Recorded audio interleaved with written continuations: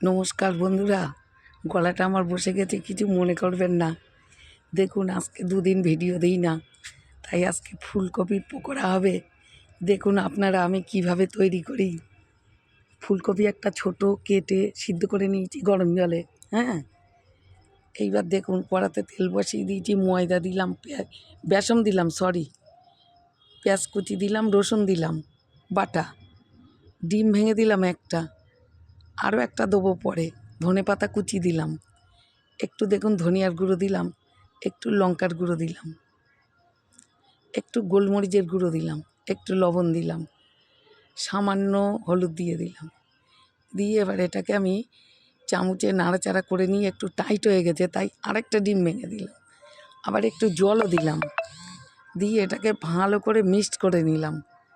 নিয়ে দেখুন কপিটা ওর মধ্যে চুবিয়ে দেখুন তেলের উপরে দিয়ে দিলাম। সুন্দর লাগবে পকোড়াটা খেতে। অন্য সময় করেছিলাম এমনি, আজকে ডিম দিয়ে করলাম, আরও টেস্টি খুব হবে, বেশ নরম নরম হবে, খেতে বেশ সুন্দর লাগবে।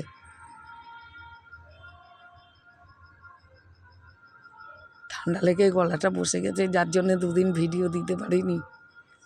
আজকে একটুখানি গলাটা ছেড়েছে, তাই আজকে একটা ভিডিও দিলাম। দেখবেন বন্ধুরা, ভিডিওটা ভালো লাগবে, ব্যাপারটা দেখেও নেবেন। যদি খেতে ইচ্ছা করে, এই কদিন পরে ফুলকপি চলে যাবে, আর খাওয়া হবে না ভালো করে, তাই জন্য এখন কদিন খেয়ে নিই। ধনেপাতা দিয়ে ফুলকপি দিয়ে ভীষণ ভালো চপ, পকোড়া, যে যা মনে করে, বুঝলেন তো, তরকারি। দেখুন সব কটা আমি উল্টে পাল্টে দিলাম, হয়েও এসছে। দেখুন তুলে নিচ্ছি, পাশে একটা জায়গা নিয়েছি। ভিডিওটা ছোট আছে, দেখবেন ভালো লাগবে। এখন বাড়িতে আপনারাও এরকম তৈরি করে খাবেন। দেখুন অল্প ধনেপাতা কুচি, বেসনটা ছিল ওর মধ্যে দিয়ে দিয়েছিলাম, দিয়েও 4টে চপ করে নেব। দেখুন আমি চামচে করে তুলে তুলে দিয়ে দিলাম। দেখুন কত সুন্দর হয়েছে, খেতে ভীষণ ভালো লাগবে।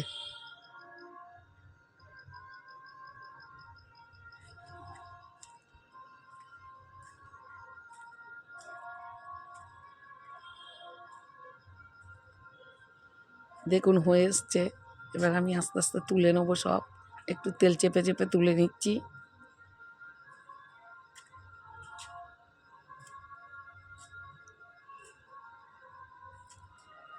দেখুন এ দুটোও তুলে নিলাম।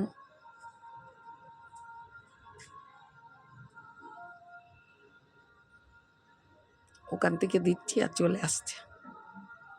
যাই হোক, দেখুন একটা কাঁচা লঙ্কা আর একটু কাসুন্দি নিয়ে নিয়েছি, ভীষণ ভালো লাগবে খেতে। তাহলে আমরা খাওয়া দাওয়া করি, আপনারা সবাই ভালো থাকবেন, টাটা, চললাম।